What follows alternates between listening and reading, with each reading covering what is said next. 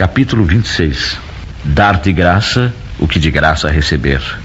Dom de curar. Curai os enfermos, ressuscitai os mortos, limpai os leprosos, expeli os demônios. Dai de graça o que de graça recebestes. Dai de graça o que de graça recebestes, disse Jesus aos seus discípulos. E por esse preceito estabelece que não se deve cobrar aquilo por que nada se pagou. Ora, o que eles haviam recebido de graça era a faculdade de curar os doentes e de expulsar os demônios, ou seja, os maus espíritos. Esse dom lhes fora dado gratuitamente por Deus para alívio dos que sofrem e para ajudar a propagação da fé. Ele lhes diz que não o transformem em objeto de comércio ou de especulação, nem em meio de vida. Estando, porém, ouvindo todo o povo, disse Jesus a seus discípulos: Guardai-vos dos escribas que querem andar com roupas talares e gostam de ser saudados nas praças, e das primeiras cadeiras nas sinagogas e dos primeiros assentos nos banquetes, que devoram as casas das viúvas, fingindo largas orações. Estes tais receberão maior condenação. Disse ainda Jesus: Não façais que as vossas preces sejam pagas.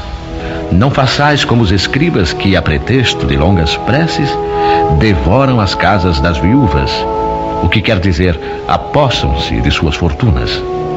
A prece é um ato de caridade, um impulso do coração. Fazer pagar aquelas que dirigimos a Deus pelos outros é nos transformarmos em intermediários assalariados. A prece se transforma então numa fórmula que é cobrada segundo o seu tamanho. Ora, de duas uma: Deus mede ou não mede as suas graças pelo número das palavras. E se forem necessárias muitas, como dizer apenas algumas ou quase nada por aquele que não pode pagar? Isso é uma falta de caridade. E se uma palavra é suficiente, as demais são inúteis. Então, como cobrá-las? É uma prevaricação. Deus não vende os seus benefícios, mas concede-os. Como, pois, aquele que nem sequer é o seu distribuidor e que não pode garantir a sua obtenção, cobra um pedido que talvez nem seja atendido? Deus não pode subordinar um ato de clemência, de bondade ou de justiça que se solicita de sua misericórdia a um determinado pagamento. Mesmo porque, se o fizesse, o pagamento não sendo efetuado ou sendo insuficiente, a justiça, a bondade e a clemência de Deus ficariam em suspenso. A razão, o bom senso, a lógica nos dizem que Deus, a perfeição absoluta, não pode delegar a criaturas imperfeitas o direito de estabelecer preços para a sua justiça, pois a justiça de Deus é como o sol, que se distribui para todos, para o pobre como para o rico. Se consideramos imoral traficar com as graças de um soberano terreno, seria lícito vender as do soberano do universo? As preces pagas têm ainda outro inconveniente.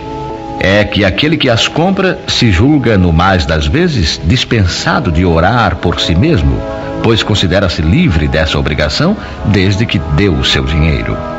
Sabemos que os espíritos são tocados pelo fervor do pensamento dos que se interessam por eles. Mas qual pode ser o fervor daquele que paga um terceiro para orar por ele? E qual o fervor desse terceiro quando delega o mandato a outro e este a outro e assim por diante? Não é isso reduzir a eficácia da prece ao valor da moeda corrente?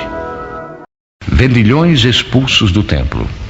Chegaram, pois, a Jerusalém, e, havendo entrado no templo, começou a lançar fora os que vendiam e compravam no templo, e derribou as mesas dos banqueiros e as cadeiras dos que vendiam pombas, e não consentia que qualquer transportasse móvel algum pelo templo. E ele os ensinava, dizendo-lhes: Porventura não está escrito que a minha casa será chamada casa de oração entre todas as gentes? E vós tendes feito dela covil de ladrões. O que, ouvindo, Os príncipes dos sacerdotes e os escribas andavam escogitando de que modo o haviam de perder, porque todo o povo admirava sua doutrina e tinha medo dele.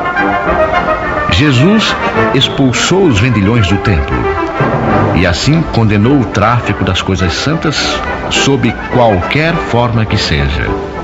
Deus não vende a sua bênção, nem o seu perdão, nem a entrada no reino dos céus.